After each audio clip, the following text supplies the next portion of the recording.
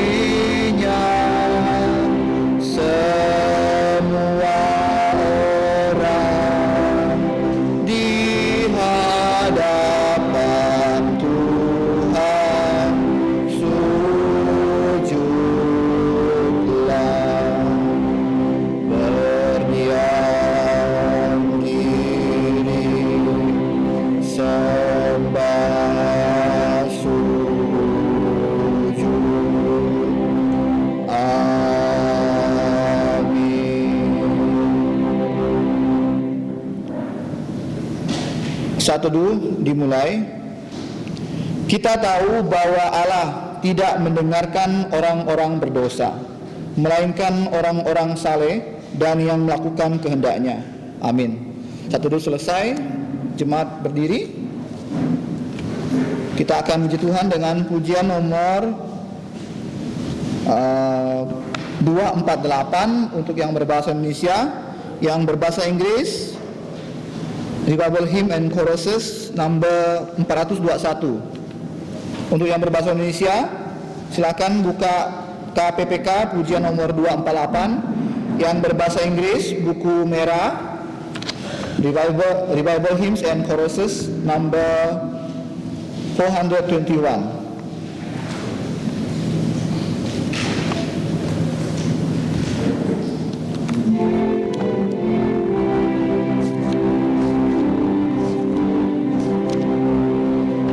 Kehendakmu, oh genapkanlah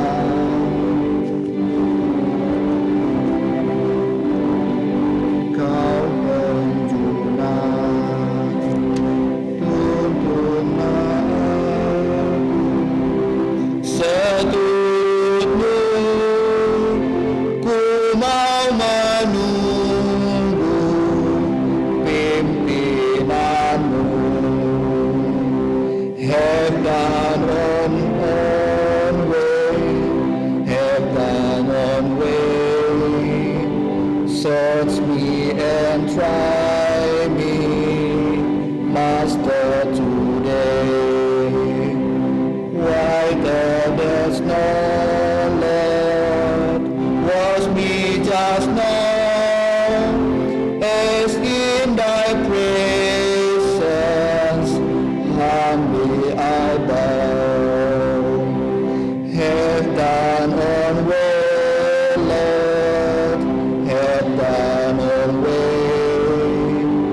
Wander me weary, help me I pray. Power and all power surely is thine. Touch me and heal me, Savior divine. Kehendakmu, oh genapkanlah, pimpinlah aku seturutmu. Penuhi aku dengan roh-Mu, tinggallah selalu di jantungku. Mari kita berdoa. Bapa kami yang di surga, kami sungguh mengucap syukur untuk pagi hari ini, hari-Mu yang kudus. Kami dapat datang bersama-sama saudara-saudara seiman kami datang ke rumah-Mu untuk beribadah, menyembah, memuji nama Engkau dalam roh dan kebenaran. Kami bersyukur Tuhan untuk keselamatan, yaitu yang sudah dikerjakan oleh Putra-Mu yang tunggal, Tuhan Yesus Kristus, dengan hidup dan mati di kayu salib, dan dengan darah yang kudus yang mengalir di Kalvari membasuh dosa-dosa kami. Terima kasih Bapa, kami menyerahkan untuk kebaktian kami pada hari ini, dari awal, pertengahan hingga akhirnya kami serahkan dalam tangan-Mu. Kami berdoa dan bersyukur dalam nama Tuhan Yesus yang sudah menjadi kami berdoa, yaitu doa Bapa kami yang berbunyi, Bapa kami yang di sorga, dikuduskanlah nama-Mu, datanglah kerajaan-Mu, jadilah kehendak-Mu di bumi seperti di sorga. Berikanlah kami pada hari ini makanan harian kami, dan ampunilah kami akan kesalahan kami, seperti kami juga mengampuni orang bersalah kepada kami. Dan janganlah membawa kami ke dalam pencobaan, tapi lepaskanlah kami dari yang jahat. Karena Engkaulah yang punya kerajaan dan kuasa dan kemuliaan sampai selama-lamanya. Amin. Gloria Patria.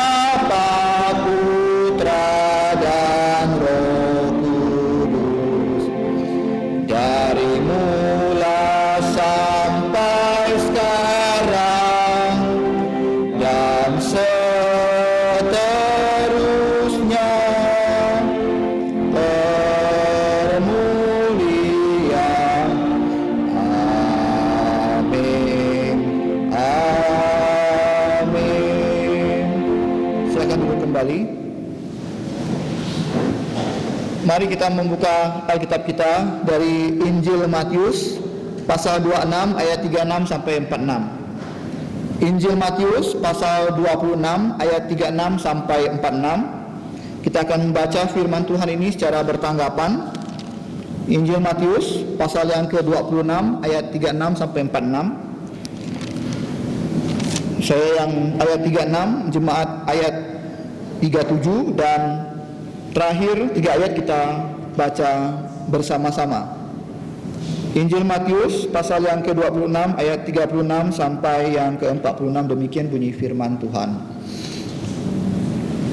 Alkitab berbahasa Indonesia memberikan judul perikop di Taman Getsemani. Ayat 36. Maka sampailah Yesus bersama-sama murid-muridnya ke suatu tempat yang bernama Getsemani. Lalu ia berkata kepada murid-muridnya, duduklah di sini, sementara aku pergi ke sana untuk berdoa. 37.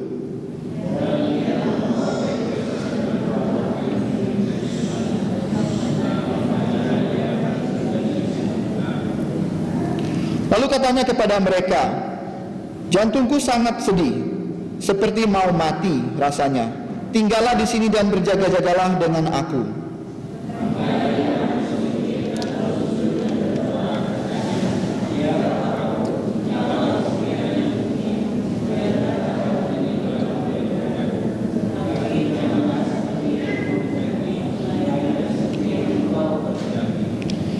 Setelah itu ia kembali kepada murid-muridnya itu dan mendapati mereka sedang tidur. Dan ia berkata kepada Petrus, tidakkah kamu sanggup berjaga-jaga 1 jam dengan aku?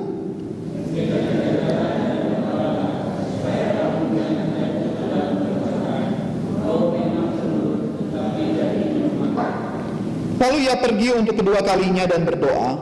Katanya, ya Bapa, jikalau cawan ini tidak mungkin lalu kecuali apabila aku meminumnya, jadilah kehendak-Mu. Sama-sama.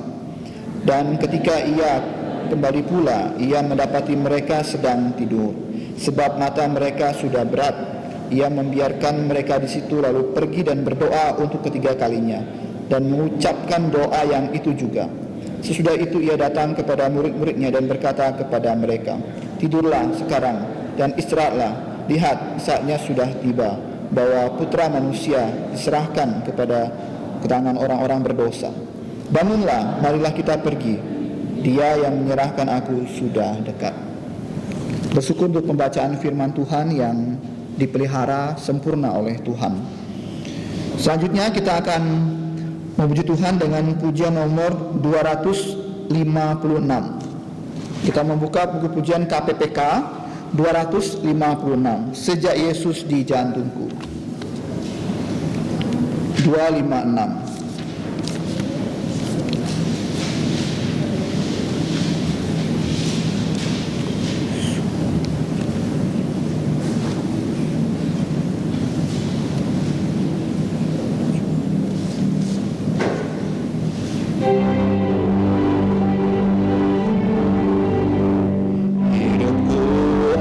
Perubahan yang ajaib sejak Yesus di jantungku. Jiwaku rindu pencerahan terangnya sejak Yesus di jantungku. Sejak Yesus di jantungku. Sejak Yesus di jantungku.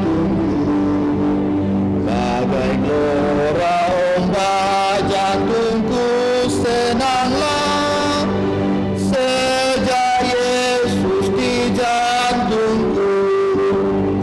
Ku takkan berjalan di tempat yang sesat sejak Yesus di jantungku. Meski banyak dosa namun Ia sucikan sejak Yesus di jantungku. Sejak Yesus di jantungku. Sejak Yesus di jantungku.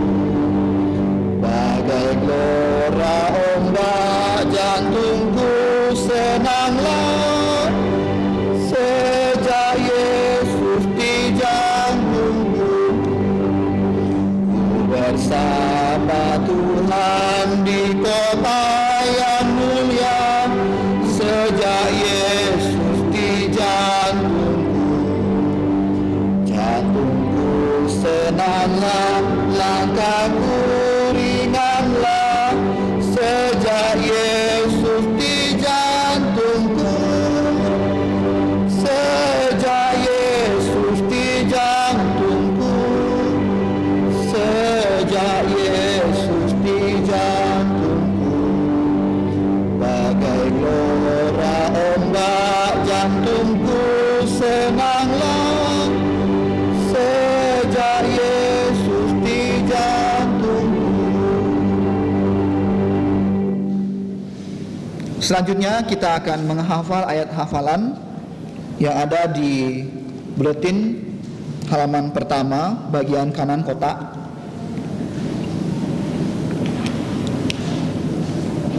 Yaitu di 2 Raja-Raja pasal yang keempat ayat 41. Kita akan membaca sebanyak 2 kali. Yang ketiga kita belajar menghafal firman Tuhan ini.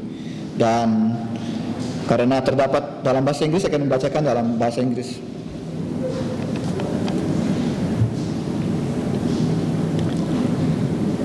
Dua Raja-Raja 1, 2, 3. 2 Raja-Raja pasal 4 ayat 41. Tetapi berkatalah Elisa, ambillah tepung, dilemparkannyalah itu ke dalam kuali, serta berkata, cedoklah sekarang bagi orang-orang ini, supaya mereka makan.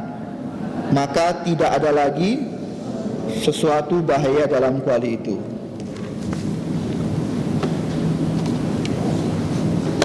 Sekali lagi. 1, 2, 3. 2 Raja-Raja pasal 4 ayat 41. Tetapi berkatalah Elisa, ambillah tepung, dilemparkannyalah itu ke dalam kuali, serta berkata, cedoklah sekarang bagi orang-orang ini, supaya mereka makan. Maka tidak ada lagi sesuatu bahaya dalam kuali itu. Kita belajar menghafalnya.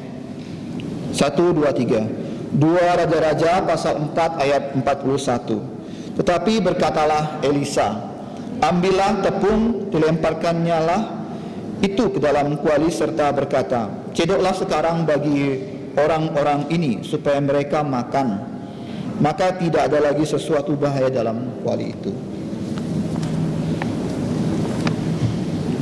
2 Kings chapter 4 verse 41. But he said, then bring meal, and he cast it into the pot. And he said, pour out for the people, that they may eat. And there was no harm in the pot. Selanjutnya kita akan melihat warta gereja halaman 4. Warta gereja halaman 4. Saya akan bacakan untuk kita semua. Yang pertama, doa puasa akan dilakukan secara sukarela mulai jam 6 sore nanti sampai jam 6 sore besok. Yang kedua, puji Tuhan di mana kita dituntunnya berkebaktian keluarga kita masing-masing. Harap setiap kepala keluarga dapat memimpin kebaktian ini dengan mengajak seluruh keluarga menyembah Allah Tritunggal di dalam roh dan kebenaran. Yang ketiga, puji Tuhan bahwa sejak bulan Juni kebaktian umum sudah dapat diadakan untuk anak-anak muda di gedung gereja. Mohon hal ini dapat diinformasikan kepada semua saudara-saudari supaya yang muda dapat datang berkebaktian di gereja. Yang keempat, puji Tuhan gereja sudah mulai menyediakan pengajaran firman Tuhan untuk anak-anak sekolah minggu. CMC beberapa video sudah diunggah ke YouTube. Harap para kepala keluarga dapat menggunakan pengajaran firman ini untuk mengajarkan semua anak-anaknya. Yang terakhir, doakan TK pengajaran jarak jauh ya, TK Kristen Kalvari juga SD Kristen Kalvari, supaya anak-anak dan guru sehat dan berhikmat belajar dan mengajar ilmu dan hikmat firman Tuhan.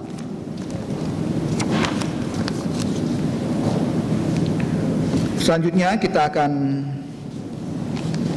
memberikan persembahan. Kita akan membuka buku pujian nomor 50.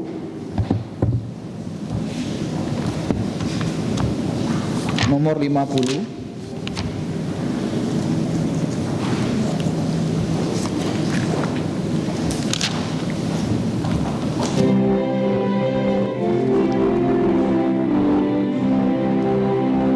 Bila gelombang kehidupan menimpa, jantung jadi takut dan putus asa, jangan lupa berkat Tuhan hitunglah, pasti kau tercengang akan karyanya.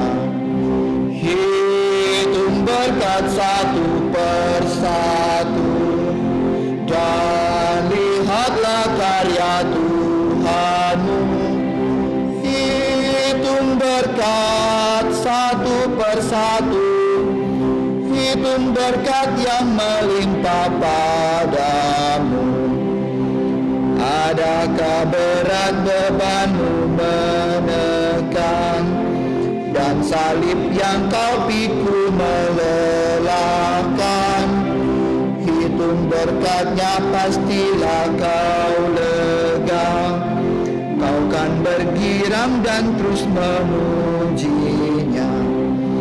Hitung berkat satu persatu, dan lihatlah karya Tuhanmu. Hitung berkat satu persatu, hitung berkat yang melimpah padamu. Bila kau memandang harta orang lain, ingat janji Kristus yang lebih permai. Hitung berkat Tuhan yang tak terbeli, pahala di sorga yang tak terperi. Hitung berkat satu persatu, dan lihatlah karya Tuhanmu.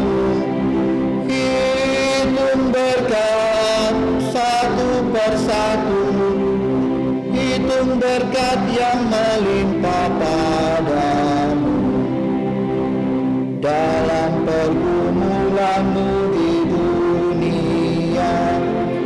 Jangan khawatir, Tuhan akan beserta, Ia mengirim malaikatnya menjaga, membimbing, menghiburmu sampai surga. Hitung berkat satu persatu, dan lihatlah karya Tuhanmu. Hitung berkat satu persatu, hitung berkat yang melimpah padamu. Jemaat bangkit berdiri. Kita memuji Tuhan dengan doksologi.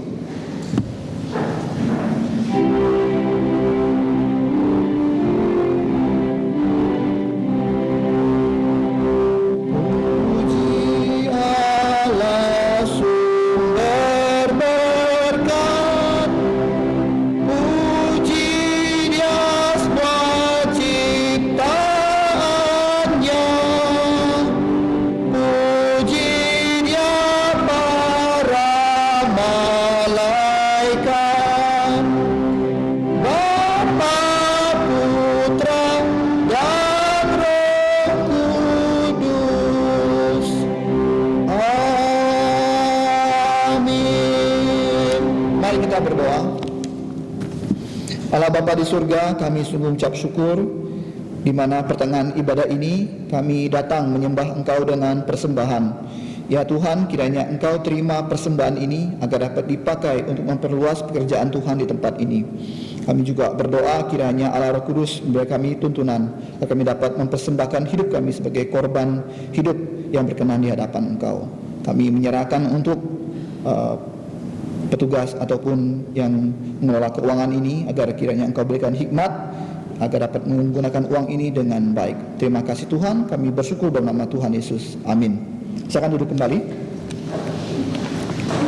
Selanjutnya kita akan mendengarkan firman Tuhan yang akan disampaikan oleh Pendeta Peter Robson dan juga doa pengembalaannya. Tema khotbah pada hari ini yaitu Ya Bapa, kehendak-Mu yang dilaksanakan. Kepada hambanya saya persilakan.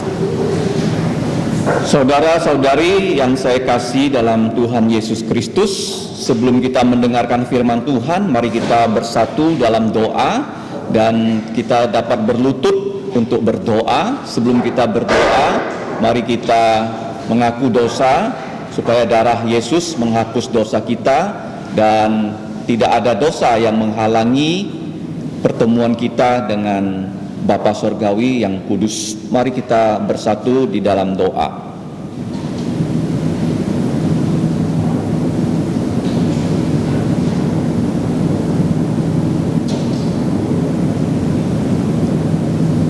Allah Bapa kami yang di surga, Allah dan Bapa dari Tuhan kami Yesus Kristus, kami datang dengan rasa syukur dan sukacita karena walaupun kami manusia yang sudah jatuh dalam dosa, karena kasih-Mu melalui anugerah Putra-Mu Tuhan Yesus, kami dapat dibebaskan dari belenggu dosa dan bahaya api neraka. Ya Bapa, kami bersyukur karena Tuhan Yesus sudah menjadi juru selamat dari dunia ini.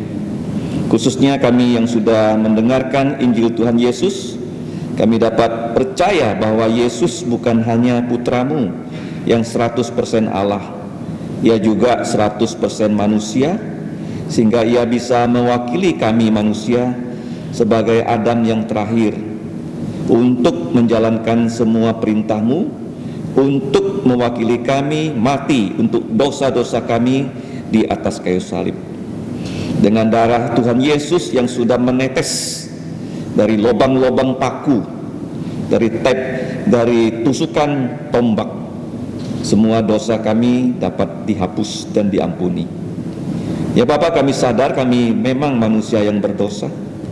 Di dalam pikiran, perkataan, perbuatan kami sudah melanggar perintah-Mu. Karena itu kami datang dengan sujud ke hadapan Engkau, mohon belas kasihan-Mu untuk menghapus semua dosa kami. Dan kiranya Engkau mengurapi kami dengan Roh Kudus, agar kami dapat belajar dari firman-Mu pada pagi ini. Dan juga nanti setelah kami mendengarkan firman-Mu, kami akan melakukan perintah Tuhan Yesus kepada para rasul untuk menyelenggarakan perjamuan kudus, di mana kami akan menerima roti sebagai lambang tubuh Yesus yang tidak berdosa, dan cawan yang berisi air anggur yang melambangkan darah Tuhan Yesus yang sudah mengalir, yang memeteraikan perjanjian baru, sehingga kami bisa menjadi ciptaan baru, menjadi anak-anak-Mu yang Engkau adopsi dengan kuasa Roh Kudus melalui darah Tuhan Yesus. Ya Bapa, kami serahkan hidup kami kembali ke dalam pimpinan-Mu, baik yang sebagai pelajar, kiranya Engkau menolong untuk rencana dari pemerintah daerah untuk menyelenggarakan pengajaran secara tatap muka untuk beberapa sekolah tertentu. Kiranya mereka yang mendapatkan kesempatan ini dapat belajar dengan baik, dan Kau berikan kesehatan kepada kami semua, baik anak-anak yang belajar di rumah maupun yang dapat belajar di sekolah mereka. Ya Bapa, berbelas kasihanlah kepada seluruh dunia ini. Kiranya COVID-19 ini menyadarkan manusia bahwa sejak manusia jatuh dalam dosa, bukan hanya penyakit tetapi kematian, bukan hanya kematian fisik tetapi kematian selama-lamanya di neraka kalau manusia tidak mau percaya pada Tuhan Yesus. Ya Bapa, kami bersyukur bahwa kemarin sore hamba-hamba-Mu dan beberapa anggota gereja Pos PI Kalvari Siantan dapat melakukan pengabaran Injil ke Siantan Tengah. Kiranya mereka yang sudah menerima traktat, mereka yang sudah mendengarkan Injil Tuhan Yesus, Roh Kudus berbelas kasihan agar mereka mau menyambut cinta-Mu ya Bapa, dan diselamatkan karena mereka mau percaya Tuhan Yesus. Ya Bapa, Engkau juga menolong kami untuk berbeban mengabarkan Injil Tuhan Yesus kepada keluarga kami yang belum percaya. Pada saat kami sekarang berlutut di hadapan Engkau, kami mohon belas kasihan-Mu ya Bapa. Jika di antara keluarga kami, baik ayah kami, ibu kami, kakek nenek, kemudian saudara kandung kami yang belum percaya Yesus, kiranya mereka dapat mendengarkan Injil Tuhan Yesus dari mulut kami yang mau menjadi saksi Tuhan Yesus di rumah kami masing-masing. Ya Bapa, untuk pergumulan kehidupan kembali kami serahkan ke dalam pimpinan-Mu, baik yang bekerja, keluar dari rumah, jauhkanlah anak-anak-Mu dari bahaya virus COVID-19. Berikanlah kami kesehatan dan kewaspadaan dalam kehidupan yang serba tidak menentu.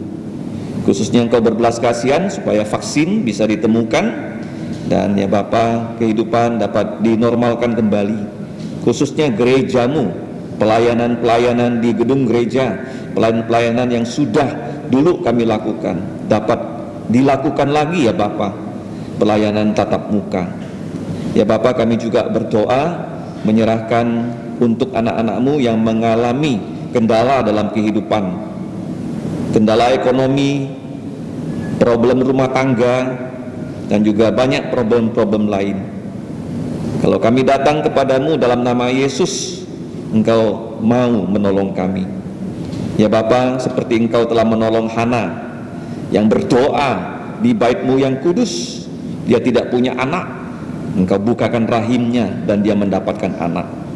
Kami anak-anak-Mu sekarang juga punya banyak beban, kami serahkan ke dalam pimpinan-Mu, khususnya beban gereja-Mu ini yang ingin mengabarkan Injil di bumi Katulistiwa, di Indonesia sampai ke seluruh bumi, karena inilah pesan Tuhan Yesus.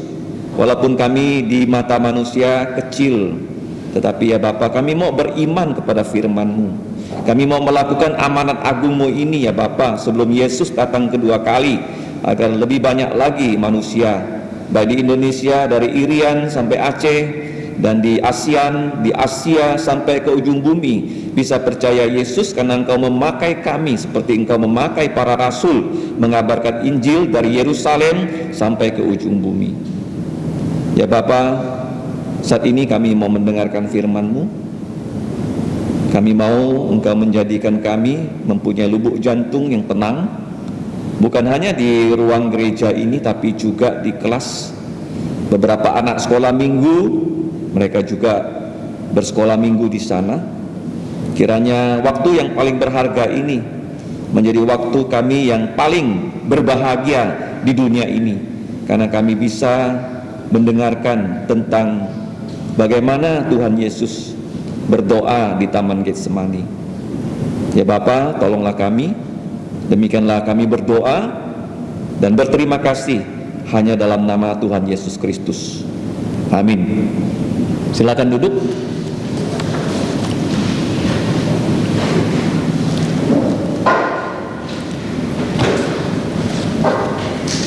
Perikop firman Tuhan yang tadi kita baca itu selain di dalam Injil Matius 26 juga dicantumkan di dalam Injil Markus ya, pasal 14, dan juga di dalam Injil Lukas 22, bahkan Injil Yohanes juga ya pasal 18. Nah, saya beri judul renungan firman Tuhan di pagi ini adalah Ya Bapa, kehendak-Mulah yang dilaksanakan. Ya Bapa, kehendak-Mulah atau rencana-Mulah, ya Bapa, ya Allah Bapa, yang dijalankan. Nah, kalau kita melihat perikop yang tadi kita baca, kita bisa belajar 5 hal. Nah, saya akan berkhotbah bukan hanya dari Injil Matius 26, tetapi dari Injil Tuhan Yesus yang sudah menggabungkan ya keempat Injil, baik Matius, Markus, Lukas, dan Yohanes. Ada 5 pelajaran rohani. Pelajaran yang pertama, kalau kita lihat, itu Tuhan Yesus memiliki banyak kebiasaan. Kebiasaan-kebiasaan Tuhan Yesus ini perlu kita miliki.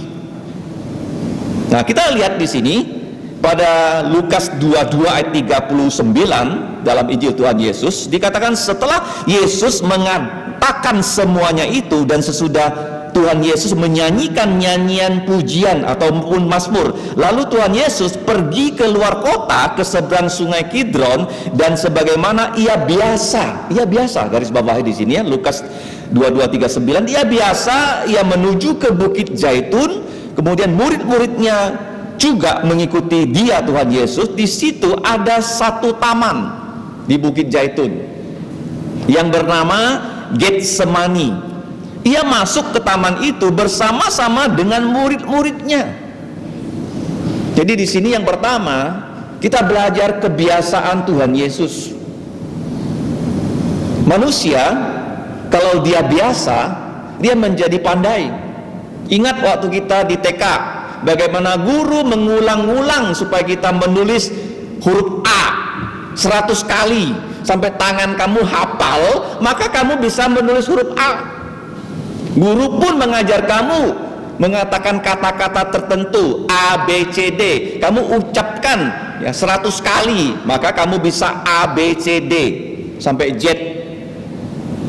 Nah, Tuhan Yesus mempunyai kebiasaan yang dia selalu lakukan. Kalau kita lihat di sini ada berapa kebiasaannya, mari kita hitung. Yang pertama, Yesus mengatakan semuanya itu setelah itu, yaitu Yesus biasa mengajar. Yesus biasa mengajar. Yang kedua, kemudian di situ Yesus menyanyikan nyanyian pujian. Ini juga biasa dilakukan karena itu adalah nyanyian Paskah. Kalau kita pelajari kebiasaan keturunan Abraham, Ishak, dan Yakub, mereka menyanyikan pujian Paskah pada malam Paskah Nisan tanggal 14, yaitu Mazmur 113 sampai 118. Dan mereka harus berjalan dari kampung ke Yerusalem, dan Yesus yang tinggal dulu di Nazaret ya selama 30 tahun kurang lebih, dia setiap tahun mengikuti Yusuf Maria pergi ke Yerusalem jalan kaki untuk merayakan Paskah, tidak pernah tidak. 12 hari. Makanya jadi orang Kristen tidak boleh tidak tiap minggu harus ke gereja. Itu kebiasaan Yesus. Nah, Yesus waktu berjalan dari Nazaret ke Yerusalem, mereka menyanyikan Mazmur 120 sampai 134. Ada 15 Mazmur. Tetapi waktu mereka merayakan Paskah, mereka memuji Tuhan. Sekarang saya bertanya pada kamu, berapa lagu di sini yang kamu biasa nyanyikan? Bukan hanya sekarang bahasa Indonesianya saja, sekarang diperkenalkan bahasa Inggrisnya. Dan juga bisa juga menyanyikan dalam bahasa Mandarin. Biasa nggak kamu belajar firman? Biasa nggak kamu memuji Tuhan? Nah, kemudian kita lihat di sini Tuhan Yesus pergi keluar kota, karena Yesus berada di kota Yerusalem. Dia menyeberangi itu lembah Kidron. Itu ada lembah karena di kota Yerusalem itu banyak bukit. Kenapa ada lembah ya? Karena ada bukit ya. Bukit tempat bait Allah itu Bukit Moriah. Dan Yesus sekarang mau menuju ke Bukit Zaitun. Jadi di antara bukit-bukit itu ada banyak lembah. Dia harus turun dulu ke bawah dan naik lagi ke gunung. Ya, kalau kamu pernah naik gunung, turun gunung, kamu tahu ya. Dan sampailah mereka, Tuhan Yesus, di Bukit Zaitun. Jadi kita melihat di sini Yesus biasa menuju ke Bukit Zaitun. Ada satu taman yang bernama Taman Getsemani. Kenapa dia ke sana? Karena di sana dia biasa berdoa. Jadi Yesus biasa mengajar firman Tuhan, Yesus biasa memuji Tuhan, dan sekarang Yesus biasa berdoa. Kemudian kamu lihat di sini, waktu Yesus berada di Bukit Zaitun, dia tidak hanya berada di situ sendirian, tapi dia mengajak murid-muridnya. Nanti kita akan lihat ya, Yudas tahu persis Yesus kalau mau ditangkap, di mana harus menangkap Yesus. Jadi Yudas tahu ya, Yesus pasti pergi ke Bukit Zaitun, ke Taman Getsemani untuk berdoa. Dan nanti kita lihat di bagian terakhir, betul Yudas membawa pasukan untuk menangkap Yesus di situ. Nah, waktu Yesus sampai di Taman Getsemani, ia masuk ke dalam taman dan ia bersama-sama murid-muridnya yang sudah menjadi 11 orang. Karena Yudas sudah meninggalkan Tuhan Yesus. Hanya ada 11 murid. Nah, kalau kita lihat di situ, yang pertama, Yesus punya kebiasaan. Nah, kalau kamu mengikuti orang yang punya kebiasaan baik dan kamu ikuti kebiasaannya, kamu akan menjadi orang yang maju. Saya ingat ayah saya, dia punya keahlian menulis bahasa Mandarin dengan cantik. Kalau di Nangapino dulu kan tidak ada printer zaman tahun 70-an. Jadi kalau orang ingin tulisan-tulisan yang cantik dalam bahasa Mandarin, mereka akan meminta pendeta Phang dengan kuas untuk menulis huruf-huruf Mandarin. Saya ingat persis banyak orang mencari dia untuk menulis huruf-huruf kaligrafi dalam bahasa Mandarin. Kamu tahu nggak kenapa dia bisa menulis dengan cantik? Karena dia punya kebiasaan. Begitu ada kertas yang kosong, ada pen, dia latihan. Kamu kalau mau menjadi pemain musik yang bagus, banyak latihan. Kalau kamu mau menjadi pemain piano yang baik, banyak latihan. Tanpa ada latihan, kamu gak akan menjadi seorang yang ahli di bidangnya. Nah, kita melihat di sini, Tuhan Yesus punya kebiasaan berdoa. Tuhan Yesus punya kebiasaan mengajar firman. Tuhan Yesus mempunyai kebiasaan memberitakan Injil. Ini loh. Dia mengajak murid-muridnya pergi ke kota-kota, ke desa-desa di seluruh tanah perjanjian.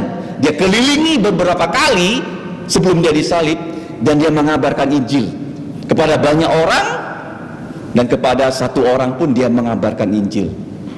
Dan tidak pernah Tuhan Yesus tidak mengabarkan Injil. Kemana-mana dia pergi, dia selalu punya PA, punya PI. Dan pada malam hari, pagi hari dia akan berdoa. Dan semuanya itu dilihat oleh murid-muridnya selama 3 tahun. Kamu kalau di gereja bertemu dengan hamba Tuhan, kebiasaan mereka bagaimana? Tidak lepas dari hal ini. Biasa berdoa, biasa baca firman, biasa menyanyi, biasa pergi menginjili, biasa besuk, tidak ada yang lain daripada itu. Kalau ada yang lain-lain daripada itu adalah sampingan. Yang utama seperti Yesus, doa, PA, PI, dan memuji Tuhan. Dan kita bersyukur ya, Tuhan Yesus bukan hanya punya kebiasaan. Poin yang kedua, ayat 40, Tuhan Yesus mengajak murid-muridnya untuk berdoa ya, supaya murid-muridnya kelak bisa berdoa seperti Tuhan Yesus. Nah, saya sangat menyesal. Kenapa menyesal? Karena ayah saya itu ahli sempua. Dia bisa mainkan sempua tanpa kalkulator dengan tangan kiri, tangan kanannya dia menulis ya. Jadi kalau kamu ada uang yang perlu dihitung, dulu kan gak ada kalkulator, tangan kirinya tek tik tek tek tik tek dan tangan kanannya nulis, langsung jadi. Tapi dia tidak turunkan hal itu pada saya. Yang dia turunkan pada saya, kamu tahu apa enggak? Ayah saya, dia bisa main suling. Pendeta Pang itu bisa tip suling loh. Tapi saya nggak bisa tip suling. Yang dia turunkan pada saya adalah tiup harmonika. Dia mengajar saya meniup harmonika. Saya bisa tiup harmonika. Kenapa? Karena ayah saya mengajar saya meniup harmonika. Mengajak orang untuk melakukan sesuatu yang mulia, itulah rencana Tuhan. Seperti di gereja, kenapa kita menghimpun ya remaja-remaji untuk melayani, mengoperasikan kamera, mengoperasikan ini sound system, belajar mobil. Kenapa kita suruh-suruh kamu? Emangnya aku bosnya kamu? Disuruh-suruh pun nggak dikasih gaji kan? Kenapa kamu mau? Kalau kamu mau, kamu sedang dididik oleh Tuhan, ngerti nggak?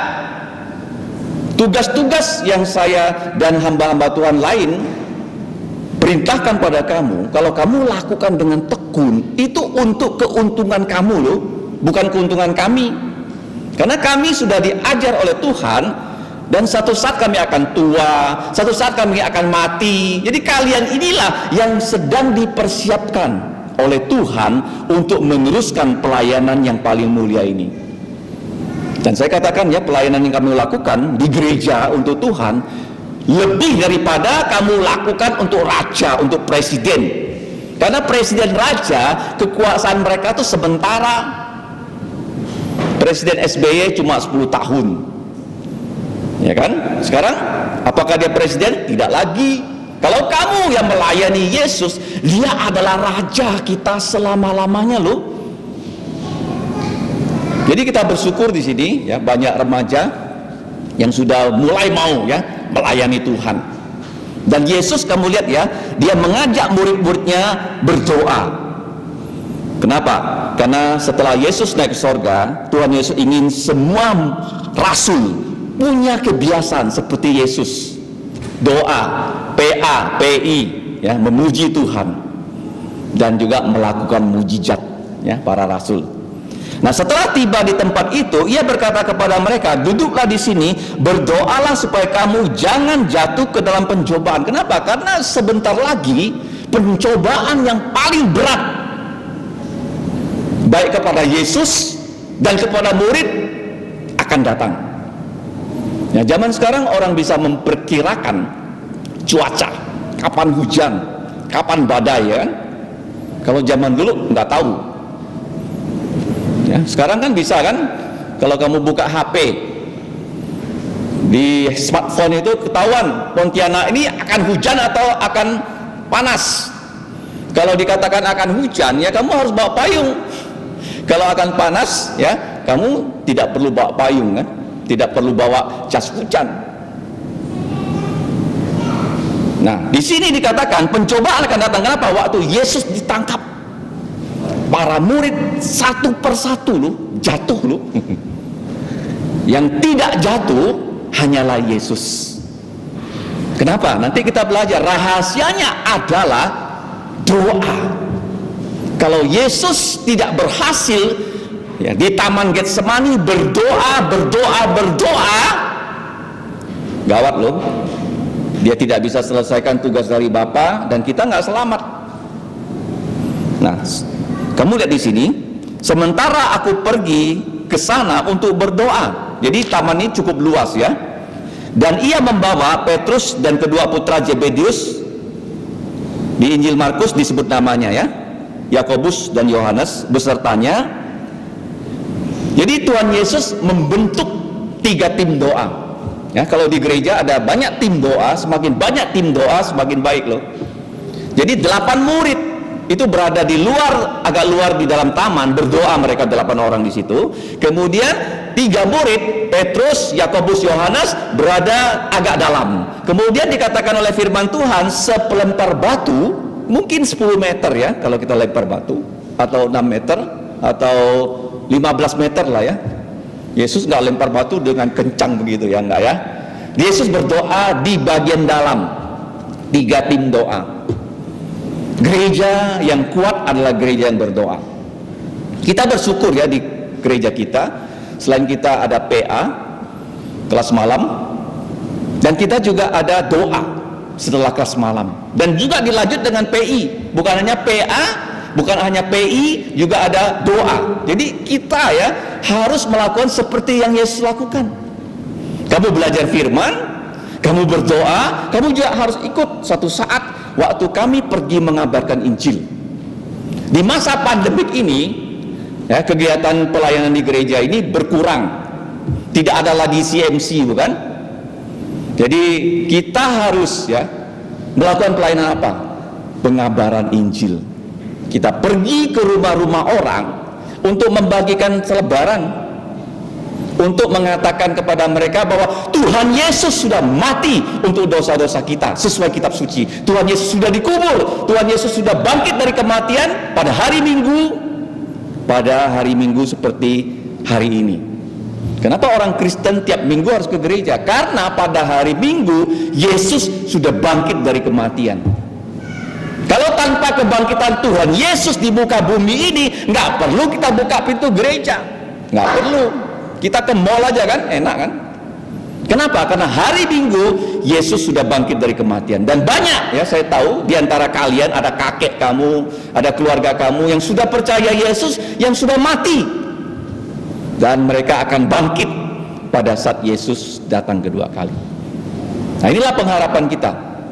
Ya, bahwa Tuhan Yesus dia membentuk 3 kelompok doa.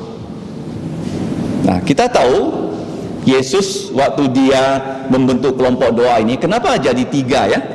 8 orang bagian luar, di tengah ada 3 murid, dan dia sendiri berdoa. Kenapa? Karena Tuhan Yesus dia selalu berkomunikasi dengan Bapa di surga. Apa itu doa? Doa itu adalah kita berbicara kepada Tuhan. Kalau kamu baca ya dalam kitab Ibrani, dikatakan Yesus di surga sekarang sedang berdoa untuk kita. Jadi Tuhan Yesus dia berdoa di dalam taman, kemudian Petrus, Yakobus, Yohanes berdoa agak luar, dan 8 orang murid yang lain berada di bagian paling luar. Nah, sekarang kita mau belajar kenapa Tuhan Yesus sengaja membawa murid-muridnya berdoa di Taman Getsemani.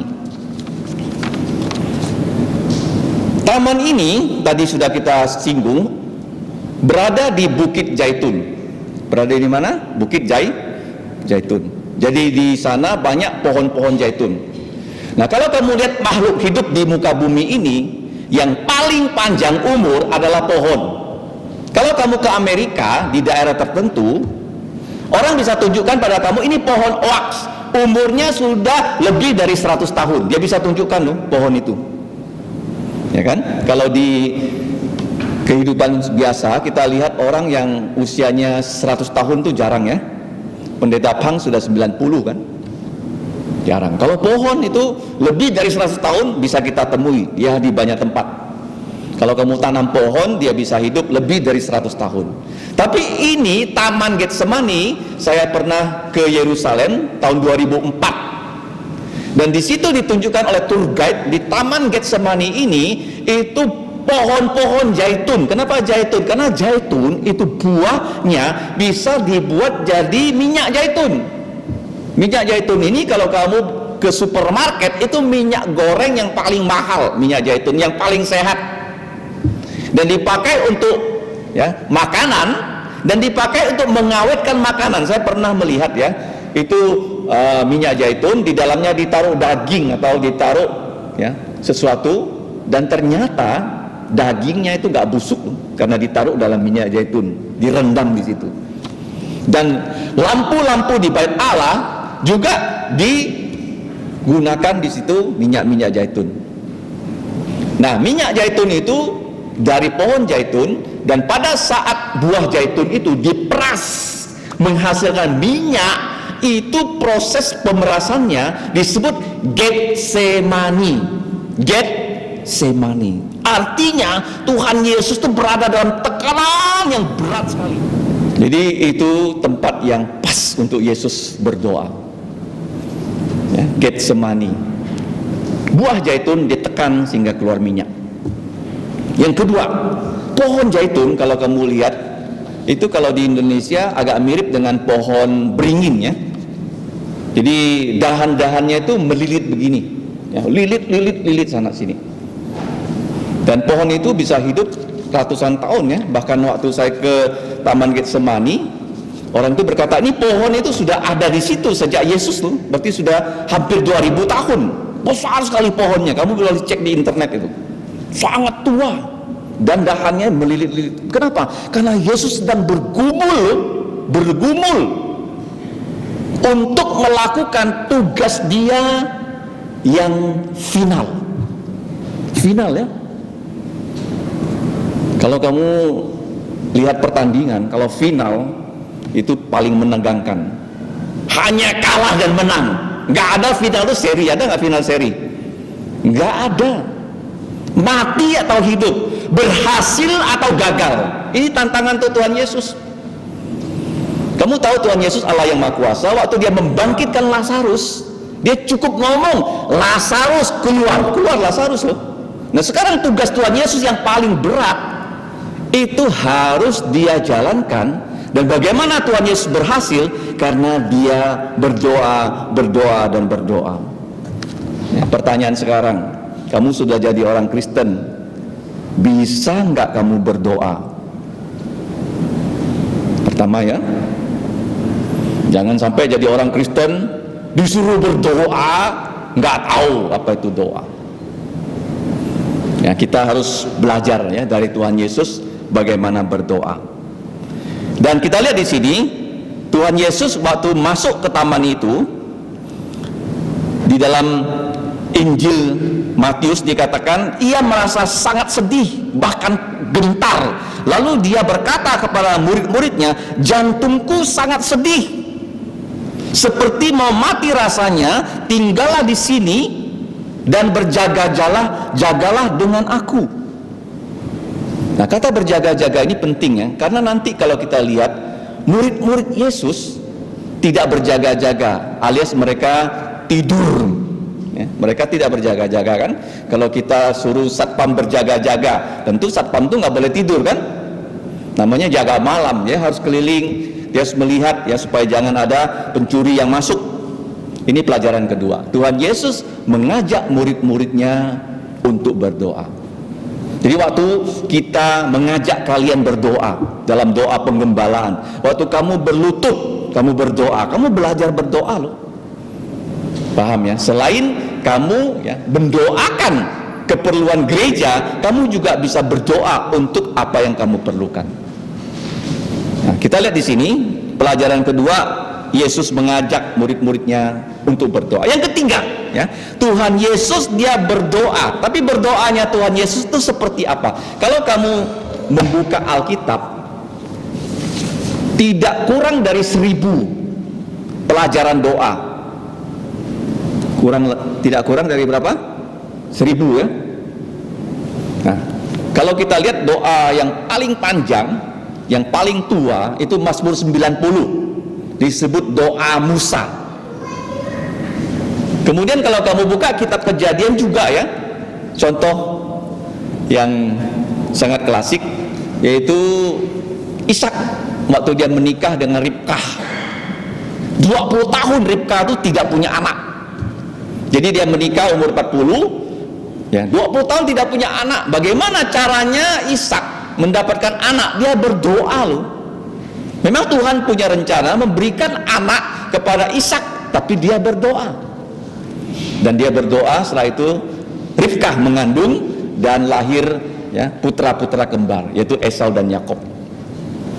Ya, saya sering mengajarkan bahwa susah, minta pada Bapa dalam nama Yesus.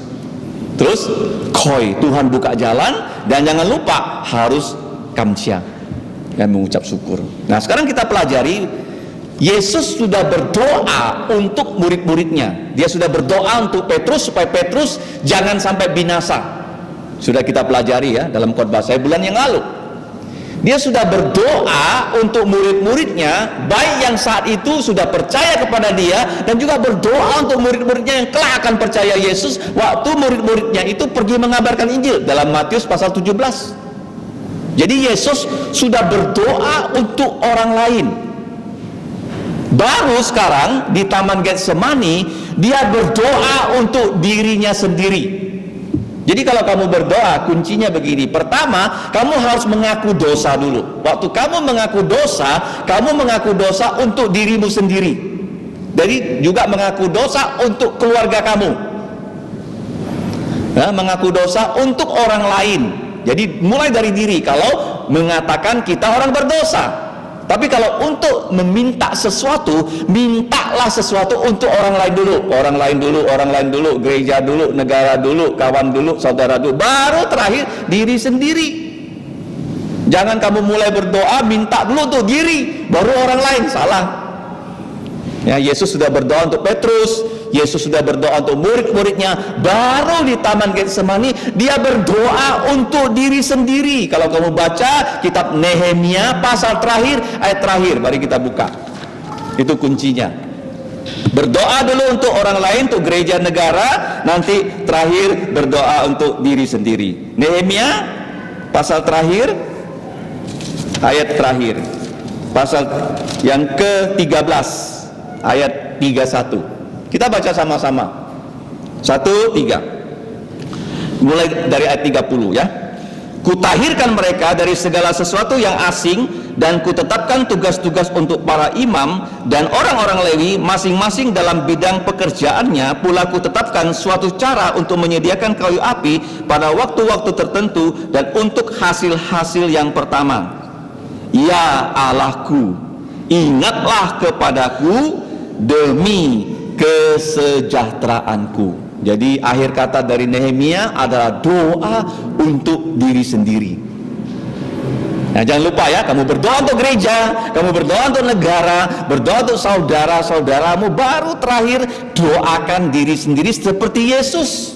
Dia sudah berdoa untuk murid-muridnya, Yohanes 17, sekarang di Taman Getsemani dalam 1 jam dia berdoa untuk dirinya sendiri, dan dia mengajak murid-muridnya juga untuk mendoakan dia. Yesus mengajak murid-muridnya untuk mendoakan dia loh. Ya, berjaga-jagalah dengan aku. Nah, kita lihat di sini apa isi doa dari Tuhan Yesus. Kemudian Yesus maju sedikit. Dia menjauhkan diri dari mereka, kira-kira sepelempar batu jaraknya, mungkin 10-15 meter. Lalu ia berlutut. Jadi kita bersyukur di gereja kita ada tempat untuk berlutut. Dan kalau di rumah kamu mau berlutut, bagaimana caranya? Kita punya tempat tidur yang agak tinggi, dan kamu bisa gunakan guling untuk tempat kamu berlutut berdoa. Dan di sini Tuhan Yesus bukan hanya berlutut, ya kalau kita baca di Perjanjian Lama, Abraham dan keturunannya akan sujud muka sampai ke tanah. Siapa yang pertama ya menyembah Tuhan seperti itu? Kalau kamu baca ya, itu adalah Abraham dan orang-orang Israel. Nah, kemudian kamu lihat di sini, waktu Yesus ya berdoa, apa yang dia lakukan dalam doanya? Nah, kita lihat kalimatnya. Dia berkata begini, ya Bapakku. Ya, dia menyapa Allah sebagai Bapaknya. dan juga Bapa kita ya. Maka doa kita adalah Bapa kami yang di surga. Kemudian dia berkata apa?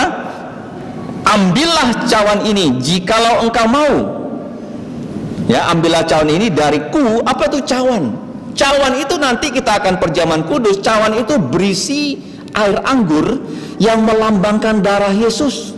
Kenapa Yesus harus mengalirkan darahnya? Karena waktu dia disalib, dia menanggung dosa seluruh dunia. Dan murka Allah ditimpakan pada Yesus, yaitu Allah sedang marah kepada Tuhan Yesus di atas kayu salib. Kenapa dia marah? Karena Yesus, dia tidak berdosa, dia rela menanggung dosa kamu dan dosa saya. Jadi kalau kamu menerima perjamuan kudus, kamu harus serius. Karena melalui perjamuan ini mengingatkan bahwa darah Yesus satu-satunya yang bisa menghapus dosa. Nanti kita akan lihat ya. Kalau engkau mau, ambillah cawan ini dariku, tetapi bukanlah kehendakku, melainkan kehendakmu yang terjadi. Nah, bahasa Indonesia menerjemahkan kehendakmu lah yang terjadi. Sebenarnya terjemahan yang lebih tepat adalah kehendakmu lah, rencanamu lah yang dilaksanakan. Ya, jadi kalau bahasa Inggrisnya thy will be done, pasif ya. Artinya Tuhan sudah punya rencana apa tuh? Rencana dia menyelamatkan manusia yang sudah jatuh dalam dosa melalui Tuhan Yesus yang disalib. Sebelum kita jatuh dalam dosa, itu sudah ada direncanakan Allah. Bukan berarti Adam dan Hawa jatuh dalam dosa baru Allah itu rapat. Bagaimana ya caranya menyelamatkan Adam dan Hawa yang sudah jatuh dalam dosa? Baru Bapa, Putra, Roh Kudus mengambil keputusan, oh putranya Tuhan Yesus harus mati disalib. Enggak, sebelum manusia jatuh dalam dosa, rencana keselamatan itu sudah ada. Dan sekarang tinggal Tuhan Yesus laksanakan. Dan kalau kita lihat, ini tugas Tuhan Yesus yang paling berat yang dia harus lakukan, yaitu mati ya untuk dosa-dosa manusia di atas kayu salib. Kalau Tuhan Yesus tidak mati, kalau tidak lahir sebagai manusia, dia tidak bisa mati, kita nggak bisa selamat loh. Nah, kalau kita lihat di sini, dia berkata, bukanlah kehendakku, melainkan kehendakmu yang terjadi. Jadi waktu Yesus bergumul di situ, dia sebagai manusia sejati yang sedih dan takut. Kalau kamu membaca bagian ini, kita akan bertanya loh, kok bisa ya Tuhan Yesus jadi takut ya? Kok bisa ya Tuhan Yesus menjadi sangat sedih? Karena dia manusia sejati. Dia bisa lapar, dia bisa haus, dia bisa mati. Karena dia punya daging seperti kita. Tapi bedanya dia tidak ada dosa. Itu bedanya. Nah, kalau kita punya daging, kita ada dosa. Yesus punya daging tapi tidak berdosa. Jadi di sini dia berdoa, jikalau engkau mau, cawan ya untuk melambangkan Yesus mati di salib, ambil supaya jangan Yesus disalib. Artinya apa? Kalau ada cara lain Allah untuk selamatkan manusia, silakan pakai itu, dan aku tak perlu disalib. Kira-kira ada nggak? Bisa nggak manusia selamat dengan berbuat amal? Nggak bisa. Karena akhirnya nanti kamu lihat ya, Tuhan Yesus harus minum dari cawan itu dan dia harus disalib. Itu artinya tidak ada cara lain untuk menyelamatkan manusia. Agama tidak bisa menyelamatkan manusia, perbuatan baik tidak bisa menyelamatkan manusia.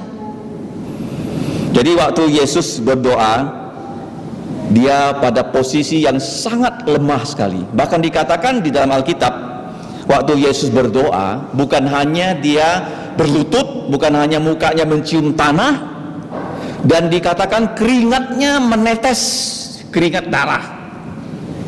Taman Getsemani di tempat yang tinggi di atas Bukit Zaitun itu dingin luar biasa loh. Kalau kamu pernah naik gunung, malam hari di gunung tuh dingin, tetapi Yesus sampai keluar keringat. Itu berarti sangat serius ya pergumulan Tuhan Yesus untuk mati untuk dosa-dosa kita. Kemudian kalau kamu lihat di sini, kenapa Yesus berdoa Dan Yesus ini berdoa, kalau kita baca dalam kitab Ibrani, itu ada catatan yang tidak dicatat di Injil Matius, Markus, Lukas, Yohanes. Kenapa? Karena waktu Yesus berdoa, murid-muridnya nanti kamu lihat tidur. Tidur ya. Kalau kamu tidur, kamu tahu nggak kawan kamu ngomongin apa? Tahu? Nggak kan?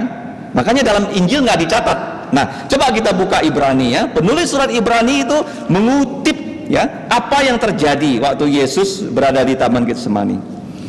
Ibrani pasal 5 ayat 7. Kita baca ya, Ibrani 5:7.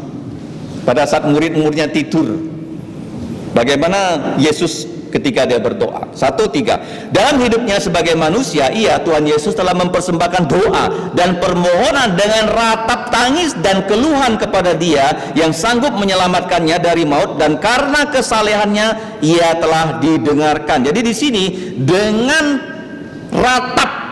Apa itu ratap? Suara doa Yesus itu keras. Jadi dia berdoa, "Ya Bapakku, jikalau Engkau mau, ambillah cawan ini dariku, tetapi bukan kehendakku, tetapi kehendak-Mu lah yang dilaksanakan." Dia berbicara keras dalam doanya, teriak dalam doanya. Kamu pernah lihat orang berteriak sambil nangis? Coba lihat di TV atau YouTube. Orang yang rumahnya kebakaran atau anaknya mati, teriak dia. Yesus berdoa seperti itu. Murid-muridnya dengar nggak? Nggak dengar karena tidur. Makanya dicatat di mana? Di dalam surat Ibrani. Bukan hanya dia teriak, bukan hanya dia keluar keringat darah, tapi dia menangis, air matanya keluar. Kamu pernah berdoa sampai nangis gak? Karena kalau tanpa Yesus berdoa seperti itu, kita nggak akan selamat. Dikatakan dia doanya keras, dan waktu itu dingin, keluar dia keringat seperti darah, dan dia berteriak, dan dia menangis 3 kali. Kalau nangis sekali, maklum ya, dia nangisnya berapa kali? 3 kali. Kamu lihat ya, Yesus kenapa berdoa begitu? Dia ingin supaya dia jangan sedih, jangan takut. Kalau dia sedih, dia takut. Orang kalau sedih takut kira-kira bagaimana? Orang sedih sekarang, orang takut gak berani ke gereja. Covid, takut ke gereja, ya kan?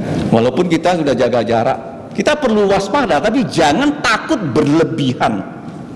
Yesus kalau dia takut, dia sedih, dia bisa seperti Yunus kan, melarikan diri, tidak melakukan tugas, dan kamu gak selamat loh. Yang kedua, dia bilang seperti mau mati, artinya jangan sampai dia mati kena serangan jantung, bukan disalib. Itu doanya. Jadi waktu dia berdoa, kita bersyukur. Yesus berdoa bukan sekali. Ya, kalau kamu berdoa, walaupun orang lain tidak berdoa, kamu tetap bisa berdoa loh. Murid-murid yang lain, ya kita lihat di bagian yang berikutnya. Poin keempat, Tuhan Yesus meninjau para murid apakah mereka berdoa atau tidak. Nah sekarang kalau kamu bertanya, apa sih yang Tuhan Yesus ingin tahu dari hidup kamu? Dia bukan ingin tahu ya kamu sudah dapat cuan uang berapa, bukan ya. Dia ingin tahu kamu sudah baca firman enggak. Dia ingin tahu kamu sudah berdoa belum. Nah kita lihat ya, bagian Lukas 22 ayat 45. Lalu ia bangkit dari doanya dan kembali kepada murid-muridnya, tetapi ia mendapati mereka sedang tidur karena duka cita. Katanya kepada mereka, "Mengapa kamu tidur? Bangunlah dan berdoalah, supaya kamu jangan jatuh ke dalam pencobaan." Ia berkata khusus kepada Simon Petrus, "Simon, sedang tidurkah engkau?" Nah Simon kan sudah ngomong besar kan, kalau kamu Yesus masuk penjara, aku siap masuk penjara dengan kamu. Kalau engkau mati, aku siap mati bersama-sama kamu. Tapi sekarang diajak berdoa saja, jangan tidur pun dia nggak sanggup.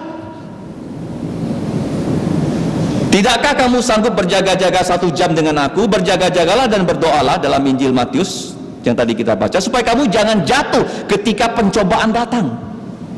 Jadi Yesus ya, pada saat dia mulai melayani, dia dicobai oleh iblis setelah dia berdoa berpuasa 40 hari 40 malam. Nah sekarang sebelum dia mengakhiri pelayanannya di atas kayu salib, dia akan akhiri dengan doa. Kalau kamu mau berhasil dalam hidupmu, kamu harus berdoa.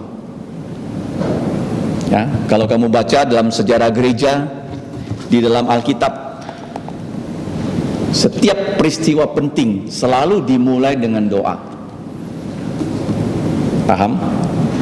Sebelum kamu memulai sesuatu, kamu berdoa. Yesus di situ berdoa 1 jam, tetapi setelah dia berdoa 1 jam, itu ada 18 jam yang terjadi dalam hidupnya, dia berhasil. Karena waktu dia berdoa, katakanlah jam 9 malam, kemudian setelah itu dia ditangkap, kemudian disalibkan jam 9 pagi. Ya, sudah 12 jam dia tidak tidur, kemudian dia disalib dari jam 9 sampai jam 3 dia mati. 18 jam dia harus hadapi dengan tanpa sedih dan tanpa takut. Nanti kita lihat ya, Yesus setelah dia berdoa, dia keluar dari Taman Getsemani, dia tidak sedih lagi, dia tidak takut lagi. Dengan keberanian yang 100%, dia hadapi semua musuhnya sampai dia mati. Kamu nggak lihat ada kesedihan Yesus disalib dan ketakutan dia. Jadi kalau kamu mau berhasil dalam hidupmu, doa. Nah, ada kesaksian kenapa gereja di Korea itu lebih maju ya daripada gereja-gereja di negara lain. Karena orang Korea selain mereka itu tekun belajar firman, mereka juga tekun dalam doa. Nah, saya pernah membawa ya Pak Chung ke Jakarta karena saya kasihan. Dia sudah melayani di Sarawak dan di Kalimantan Barat 7 tahun. Dia 2 minggu sekali akan naik bis malam dari Kucing ke Pontianak, pulang pergi. Kadang-kadang dia bawa mobil sendiri. Untuk yang pernah naik bis Kucing Pontianak, kamu tahu ya Saudara Salino bagaimana rasanya, capek. Tapi itu dia lakukan selama 7 tahun. Nah, dia tidak pernah ke Jakarta. Saya juga heran ya. Saya bilang, saya akan ada tugas ke Jakarta, ke Departemen Agama untuk ngecek tentang STT. Saya bilang, Pak Chung boleh ikut. Akhirnya dia mau ikut. Saya bawa dia ke Jakarta. Dan di Jakarta kami tinggal di rumah Saudara Sultan di Sunter. Dan tiap pagi ya, jam 4 dia sudah bangun loh. Umurnya hampir 70, jam 4. Dia akan baca Alkitab dalam bahasa Korea, bahasa Inggris selama setengah jam.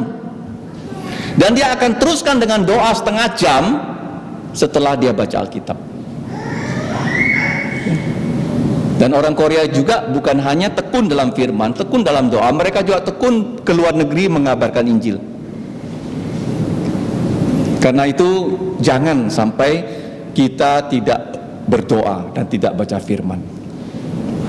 Nah, Yesus pentingnya dia kembali melihat murid-muridnya. Kenapa? Karena Yesus ingin murid-muridnya bisa berdoa seperti dirinya. Jadi dia berkata, bisa nggak kamu berjaga-jaga dengan aku 1 jam?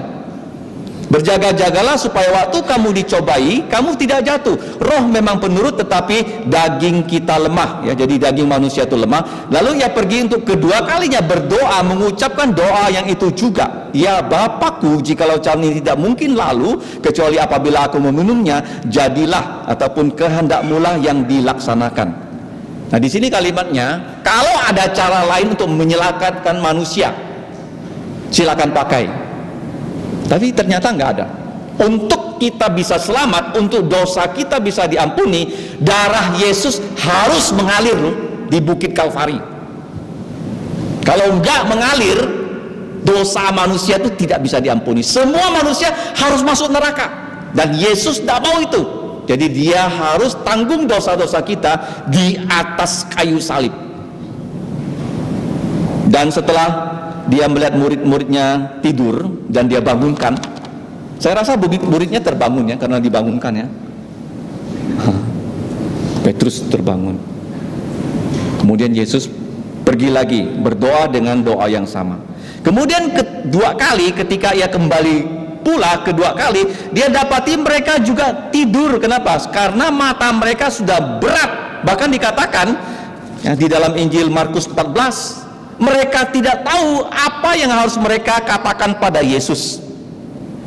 Ya, sebelumnya semua itu ngomong besar kan, pada Yesus bilang kan, kalian semua akan melarikan diri.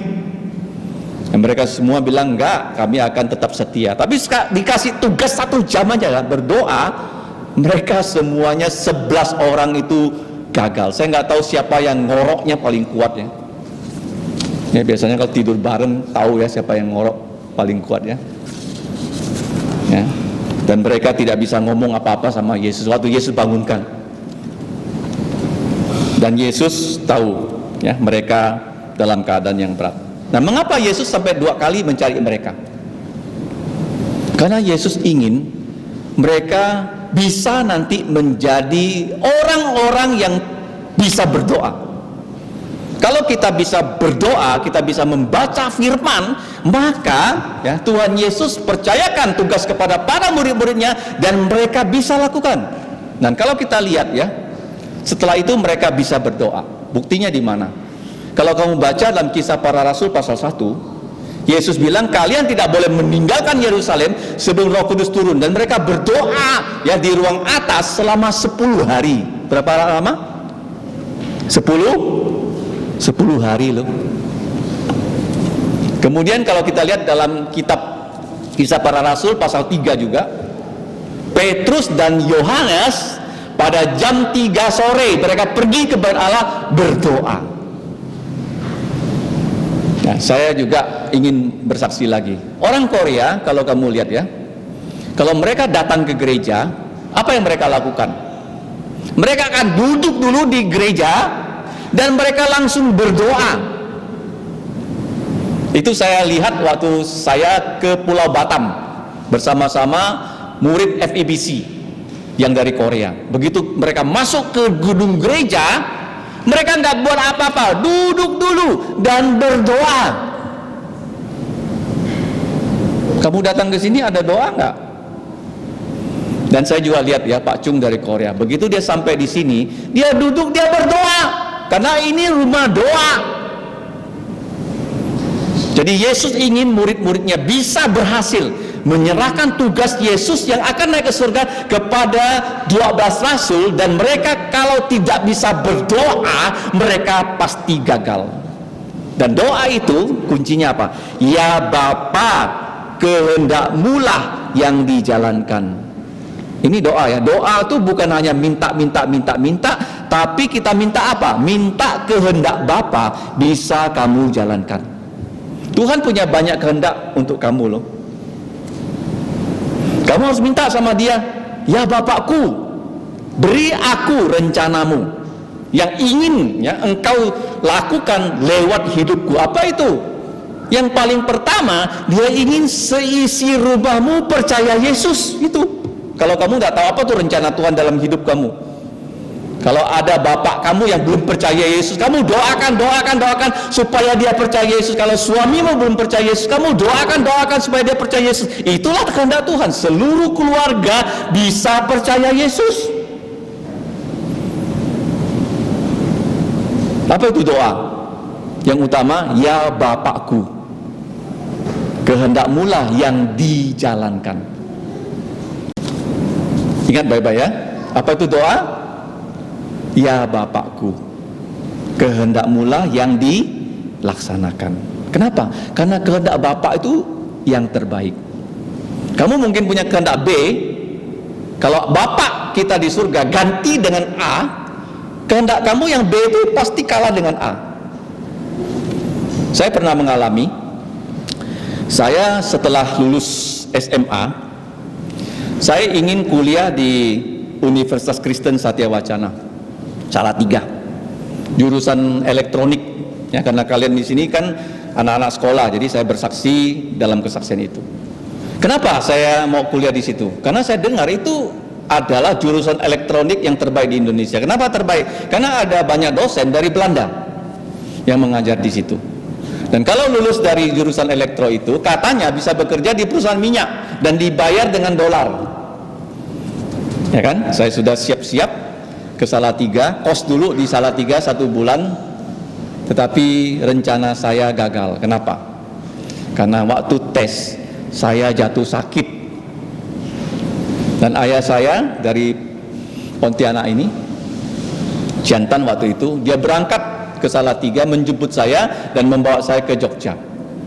Sampai di Jogja, ternyata semua universitas yang bagus sudah tutup. Dan kami pergi ke satu universitas milik Departemen Hankam, namanya UPN Veteran, dan di situ sudah gelombang 2 tes. Dan tanya kepada satpam, ada nggak universitas? Dia bilang ada, yang baru buka, tapi bagus loh. Kok bisa baru bagus kan? Seperti TK kita, TK Kristen Kalvari baru, kamu boleh bilang bagus nggak? Dia bilang bagus. Kok bagus? Iya, yang buka adalah Raja Jogja, Sri Sultan Hamengkubuwono. Saya masuk di situ dan ada satu jurusan yang tidak ada di Gajah Mada, nggak ada, jurusan teknik industri. Dan uang kuliahnya murah dan juga saya nanti bisa dapat beasiswa. Dan saya pikir-pikir, kalau saya berhasil masuk Satya Wacana Salatiga, bapak saya nggak punya duit untuk sekolahkan saya di situ karena mahal. Paham ya? Kehendak Tuhan itu yang terbaik. Kalau kamu sekarang sedang bingung dalam hidup kamu, apa sih ya yang terbaik untuk kamu? Kamu berdoa, Tuhan akan buka jalan. Nah, kita lihat di sini Tuhan Yesus berkata, kehendak Bapa itu untuk menyelamatkan seluruh dunia. Dan Tuhan Yesus yang berdoa 3 kali, doa Yesus dijawab gak? Yang terakhir dalam pasal Injil Matius ya, pasal yang ke-26, kita lihat ayat 45 yang tadi kita baca sampai ayat yang terakhir. Nah, di situ sesudah itu Yesus datang kepada murid-muridnya dan berkata kepada mereka, tidurlah sekarang dan beristirahatlah. Lihat jamnya ya, kalau bahasa Indonesia sebut saatnya, sebenarnya jamnya sudah tiba bahwa Putra Manusia diserahkan ke tangan orang-orang berdosa. Bangunlah, marilah kita pergi, dia yang menyerahkan aku sudah dekat. Nah, di sini mengatakan kepada kita, Yesus sudah berdoa dalam waktu 1 jam 3 kali. Ya, Yesus tahu kapan dia akan ditangkap dan dia gunakan waktu yang sisa itu untuk berdoa selama 3 kali. Jadi sewaktu dia berdoa, kalau kita baca dalam Injil Tuhan Yesus, malaikat datang menguatkan Yesus. Secara fisik Yesus perlu dikuatkan, karena kalau kita baca dalam Matius pasal 4, waktu Yesus tidak makan 40 hari 40 malam, kemudian setelah selesai dia berpuasa, malaikat datang membawa makanan kepada Yesus. Ya, tidak ada tempat lain yang mengatakan waktu Yesus melayani dia dibantu malaikat, tidak ada. Hanya di sini dan waktu dia mulai melayani. Kenapa? Karena secara fisik dia lemah waktu itu. Dia dikuatkan secara fisik oleh malaikat. Setelah dia selesai, kamu lihat di sini, dia berkata, bangunlah. Jadi dia punya kekuatan yang sempurna setelah dia berdoa. Waktu dia bangun, dia mengajak murid-muridnya pergi, dan dia pergi ke arah di mana Yudas sedang membawa ya para musuh Yesus untuk menangkap Yesus. Kamu lihat ya, dia bukan pergi ke tempat lain sehingga Yudas nggak berhasil menangkap dia. Dia pergi menyongsong orang yang mau menangkap dia. Kenapa? Karena memang di situ dikatakan Putra Manusia akan diserahkan. Dia menyerahkan diri loh. Kalau Yesus tidak rela ditangkap, nggak bisa dia ditangkap. Kalau Yesus tidak rela dipaku, dia nggak bisa dipaku. Karena dia rela mati untuk dosa-dosa manusia, maka kamu dan saya punya keselamatan. Tidak ada cara lain. Dia berdoa 3 kali. Kalau sekiranya mungkin, ya bukan lewat salib ini, Bapa engkau bisa selamatkan manusia, lakukan. Tapi nggak ada. Akhirnya Yesus ya, dengan kekuatan yang sempurna, dia ditangkap dan disalibkan. Dan kita lihat ya, waktu Yesus disalib, dia menghadapi musuh-musuhnya dengan keberanian. Jadi kamu kalau mau berhasil, Yesus sudah memberikan kita teladan ya, dalam doa. Sebagai penutup, jangan lupa ada lagu tentang doa. Dr. To menulis sebuah lagu tentang doa. Baca kitab suci, doa tiap hari kalau mau tumbuh, ya kan?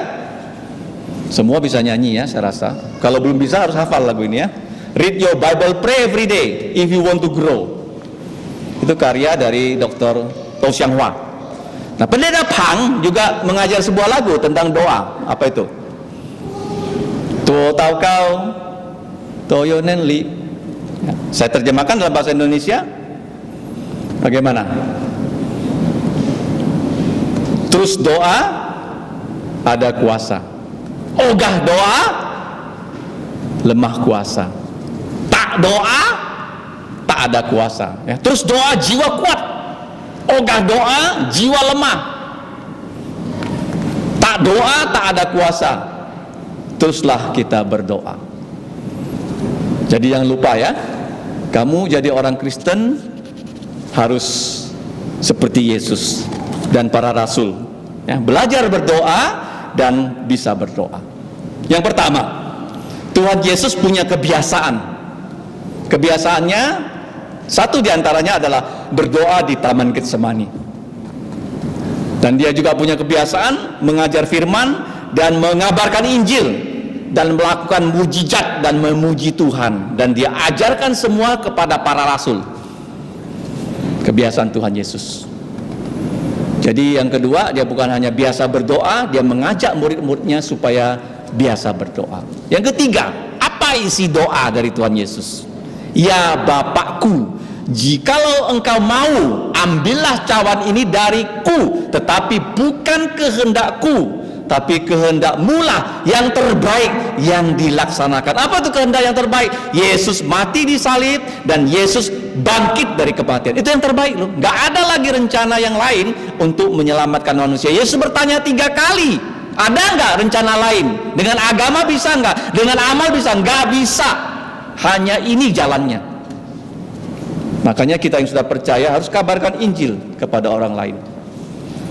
Ya, kalau Yesus hanya mati, kita nggak pernah kasih tahu orang, ya, efeknya nggak sampai ke tempat yang jauh. Kemudian Yesus bukan hanya mengajak, Yesus memantau. Ya, kalian kalau ulangan umum kan dipantau guru kan, ngerti nggak yang saya ajarkan matematikanya? Jangan sampai udah belajar dikasih ujian dapat nilai 3, berarti nggak ngerti kan? Nah, dia ingin memantau dan 3 kali muridnya 2 kali dipantau. Ternyata semuanya tidur. Tapi setelah itu murid-murid berhasil berdoa nggak? Bisa. Karena di Kisah Para Rasul pasal 1 mereka berdoa 10 hari. Berdoa berapa? 10 hari. Kemudian pada Kisah Rasul pasal 3 Petrus Yohanes pergi berdoa. Dan Kisah Rasul pasal 6 Petrus berkata tugas dari gembala adalah berdoa dan memberitakan firman. Mereka berhasil, puji Tuhan. Yesus pantau. Yesus sekarang sedang pantau kamu loh. Kamu bisa nggak berdoa? Kalau belum bisa, mulai ya, belajar berdoa ya. Kemudian yang terakhir, yang kelima, Tuhan Yesus dikuatkan dan doanya didengar. Apa tuh doa Yesus didengar? Karena dia akhirnya mati di salib. Nggak pingsan, nggak melarikan diri, tapi dia mati di salib untuk dosa-dosa kita. Waktu dia menghembuskan nafas, dia berkata, sudah selesai. Sudah selesai. Setelah dia berkata sudah selesai, dia mengatakan, ya Bapakku, ke dalam tanganmu kuserahkan nyawaku. Doa lagi loh. Taman Getsemani doa, sebelum mati dia apa? Berdoa. Kamu jadi sini, masuk ke gereja seperti orang Korea, berdoa. Mau pulang? Berdoa. Makanya kebaktian itu selalu diakhiri dengan doa teduh. Ya, jadi disinilah kita diajar tentang berdoa dan disinilah kita bisa berdoa. Catat apa yang kamu minta di sini dan lihat Tuhan akan melaksanakan kehendaknya untuk kamu. Baik kamu ingin kuliah, ingin kerja, ingin punya istri, suami, ingin punya orang tua yang percaya, catat di situ doa dan Tuhan akan jawab. Dan kamu bisa bersaksi. Mari kita berdoa. Bapa kami di surga, kami bersyukur untuk rumah doa yang sudah Engkau berikan pada kami. Kami bisa berdoa di rumah-Mu seperti Tuhan Yesus dan para rasul berdoa di Taman Getsemani. Ya Bapa, hidup manusia tidaklah gampang. Tetapi kami mau ya Bapa menyerahkan beban-beban pergumulan kami seperti Tuhan Yesus yang menyerahkan pergumulannya 3 kali kepada Engkau. Akhirnya doa Tuhan Yesus Engkau dengar dan Engkau jawab.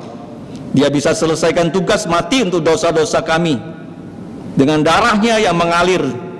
Dia tidak gentar lagi ketika tangannya dibaku, ketika lambungnya ditusuk, dia tidak gentar. Ketika dia diludahi, dia tidak membalas. Ya Bapa, kami bersyukur untuk doa Tuhan Yesus yang sudah Engkau jawab. Dan kami juga bersyukur Tuhan Yesus juga sekarang sedang berdoa untuk kami. Kalau tanpa Yesus berdoa untuk kami akan jatuh, kami akan binasa. Ya Bapa, kami bersyukur untuk putra-Mu menjadi pendoa kami yang sejati, yang sempurna. Kiranya Engkau mengajar kami ya Bapa menjadi pendoa-pendoa yang setia, supaya kami bisa memuliakan nama-Mu. Dengarkan ya Bapa doa kami yang hanya kami minta dengan ucapan syukur dalam nama Tuhan Yesus. Amin. Tiếp theo lời trên mộ sự ca chúa ơi, kinh nghiệm chúa thay oi thì si sai sịp si ca hong sa xin liu xét ấy bị điều oi sự ca mình cái nhìn là song xin kỹ sự ca lời phản khởi sự cái sự ca sự ca bún sự ca lời chong dịch bạc diệu siêu sự ca chong thi dịch bạc diệu siêu ấy cù kêu sịp ca. Kita menyanyi nyanyian 166.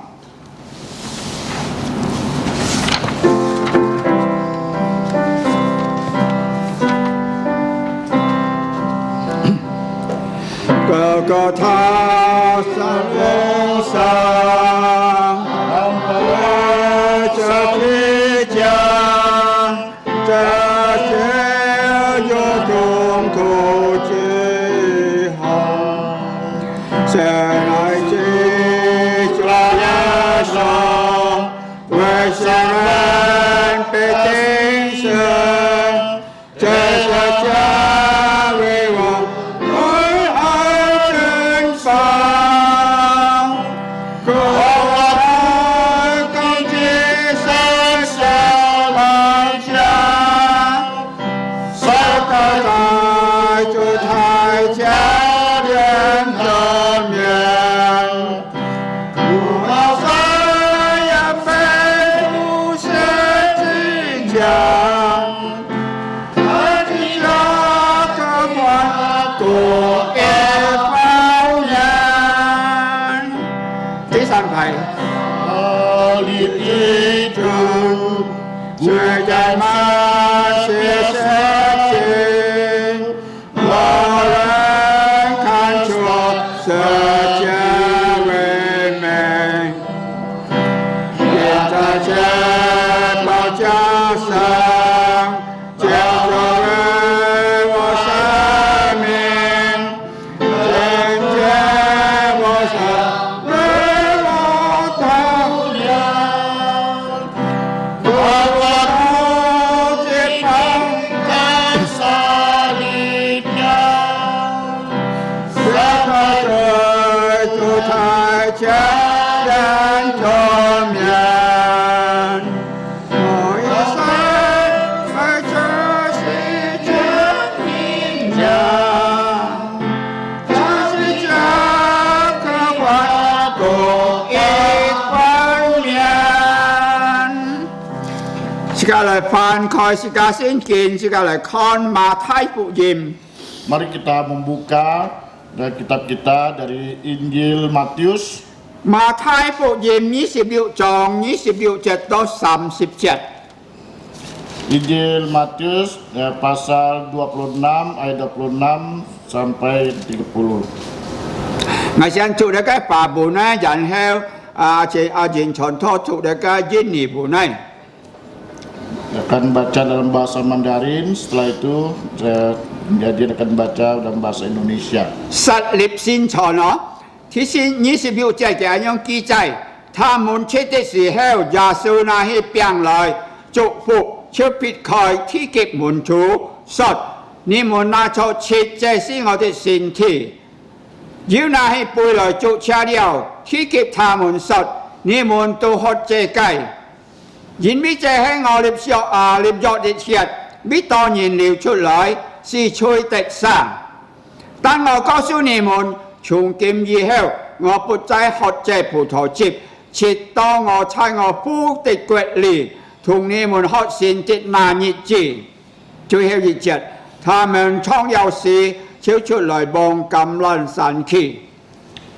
Injil Matius pasal 26 ayat 26 sampai 30. Demikian firman Tuhan. Dan ketika mereka sedang makan, Yesus mengambil roti, mengucap berkat, memecah-mecahkannya, lalu memberikannya kepada murid-muridnya dan berkata, ambillah, makanlah, inilah tubuhku.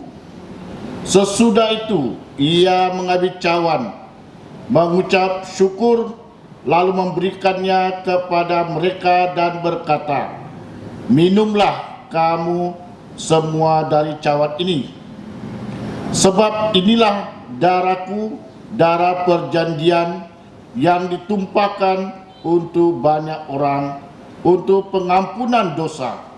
Akan tetapi aku berkata kepadamu, mulai dari sekarang aku tidak akan minum lagi hasil pokok anggur ini sampai pada hari aku meminumnya, yaitu yang baru bersama-sama dengan kamu dalam kerajaan Bapakku. Sesudah menyanyikan nyanyian pujian, pergilah Yesus dan murid-muridnya ke Bukit Zaitun. Amin.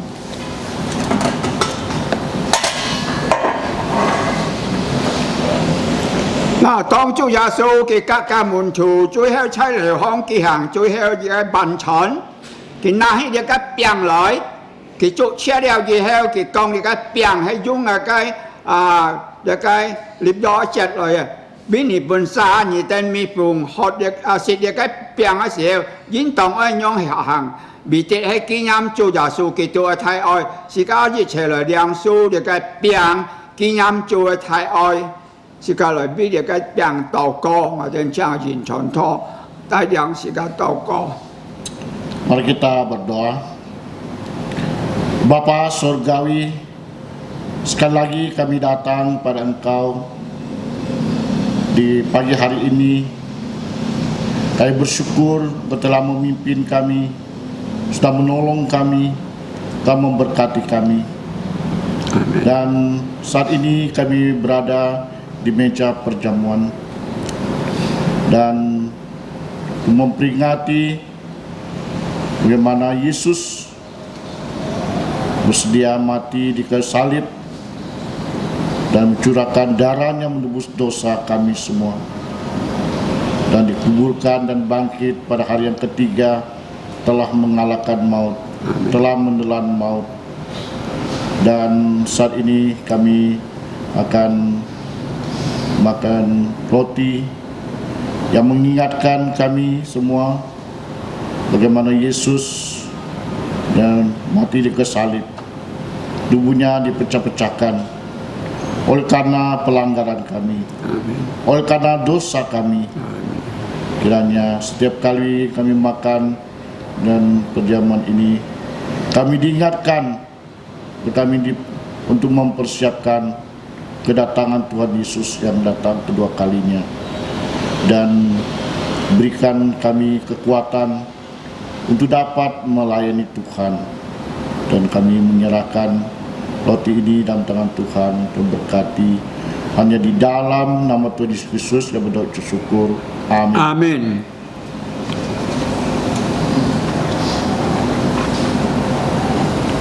Trong thi chúng chỉ mô số liệu xe, điện số liệu là biang ai, chân nhân bị hướng tâm lý bị lỗi mệt bị chỉ tỏ có xin nhân sĩ cái có pháp trái chủ miễn chán, 當然是個兩書了嘅病以後是個成佛，是個信心更加堅固，來盡心仰望，來奔跑前面嘅道路。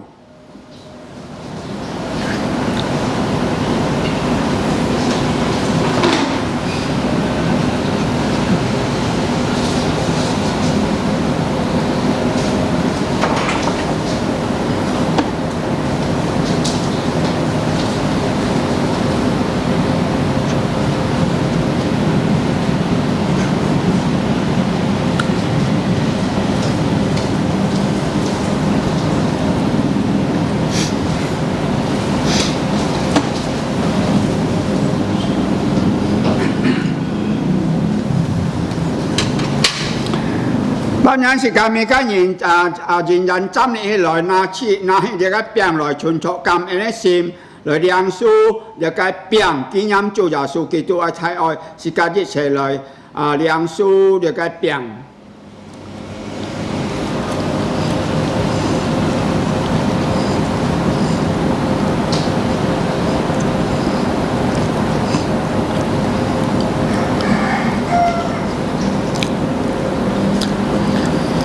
十字架，十字架，永是我的榮耀，我終罪都是清潔，唯靠耶穌寶血。阿門。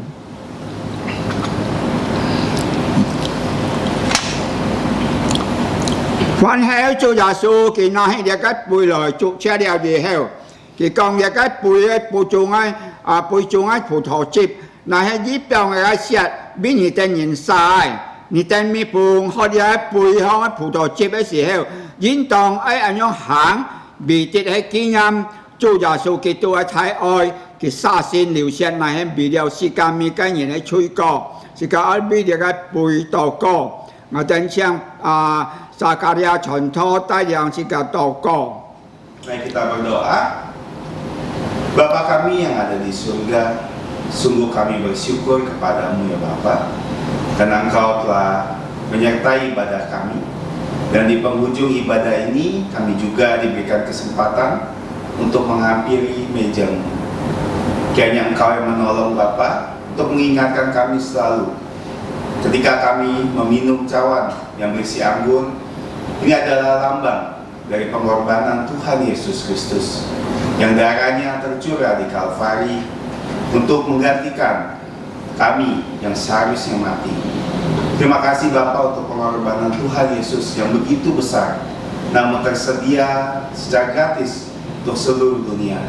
Kami berdoa sehingga kami selalu mengingatnya, dan kami selalu mengingat untuk mengabarkan kabar ini kepada setiap orang, untuk mereka yang belum mengenal Tuhan Yesus. Terima kasih Bapa, kami terima cawan ini dengan ucapan syukur dan permohonan ampun atas segala dosa dan pelanggaran kami. Kami berdoa hanya di dalam nama Tuhan Yesus. Amin. Amin. Nói tới điều đẹp vui chị xuống chị mời nhìn nhận trăm lý lợi mẹ ABC tỏ có trái chúa miễn chuyển xin nhân sĩ cả có phẩm sĩ cả khối khiêm trái chúa miễn chuyển khiếu chúa bóng sĩ cả liang su điều đẹp vui chung ấy phụ trò chị biểu kết trang sĩ cả kèn cố sĩ cả mấy cái nhìn ấy xin xìm tròn xìm nhong mong kỳ lại biết kỳ tròn phụ dìm cho kèn chín trái để cái sĩ kè hòng sĩ cả là mẹ ấy tỏ có.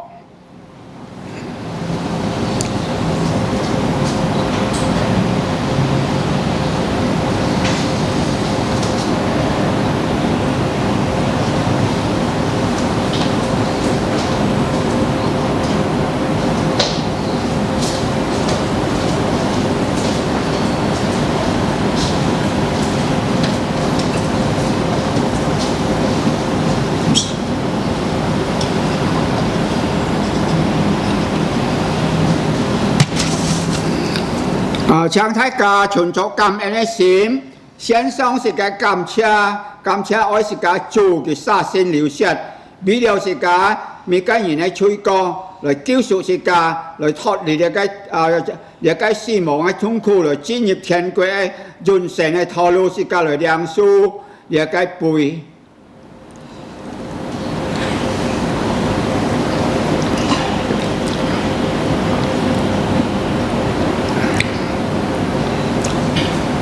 Tuhan terima kasih, Tuhan terima kasih, Tuhan di dalam surga, ku ucap terima kasih.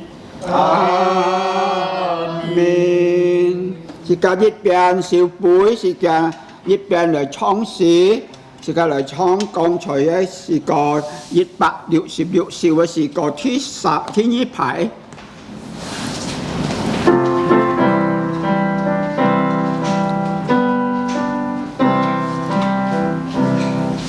Có tha xin linh sang, tôi cha đưa cho cha chi.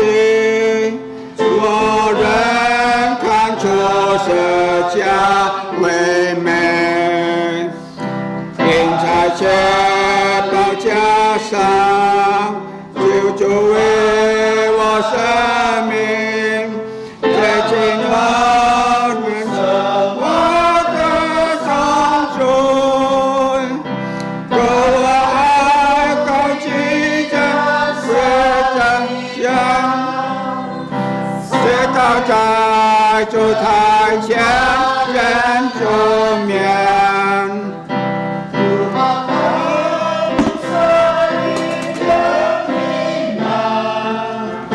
他是家可万古一冠冕，是個仍然站錯，是個愛呀，存着感恩心，感謝是個上帝太愛。是個愛來結束建造神嘅慈悲，是個來亮出主嘅恩典。但願我主耶穌基督恩惠、天父上帝嘅慈愛、聖靈嘅感動與交通，常常與眾弟兄們同在，從今時一直到永永遠遠。阿門，阿門頌。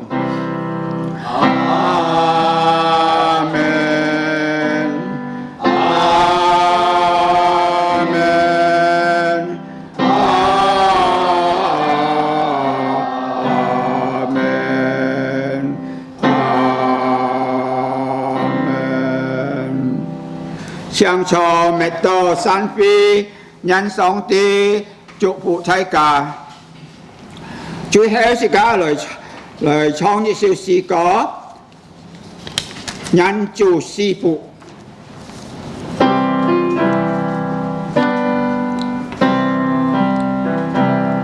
Tuhan berkatimu, Tuhan menyinarimu, memberi kasih karunia. Tuhan menyinarimu dengan wajah-Nya, memberi kasih karunia, damai sejahtera di